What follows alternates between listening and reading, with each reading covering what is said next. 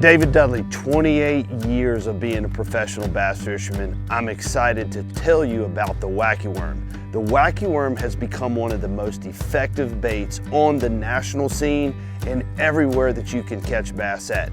It is simple in its simplicity, but yet very, very effective on catching bass. Let me show you how to rig this up. When I say simple, I mean simple.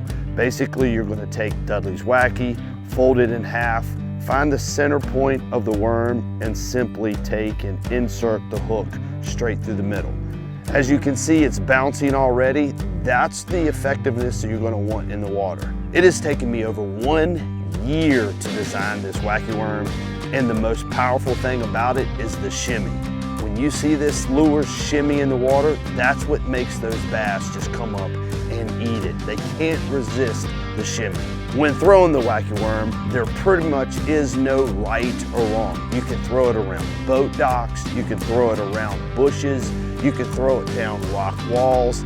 Anywhere that you think a bass is at, that's how effective the wacky worm is. Now, when working a wacky worm, there's two ways to work it. You can dead stick it, let the shimmy go down and attract the bass, or on a slight movement of the rod, you can make that worm dance a lot more and get those big bass to come up and eat it. When it comes to setup, I prefer a 2/0 straight shank hook centered in the middle.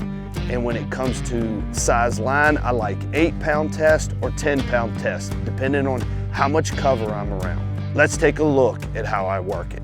So when working the wacky worm, let me show you what I'm talking about. Basically, cast it out.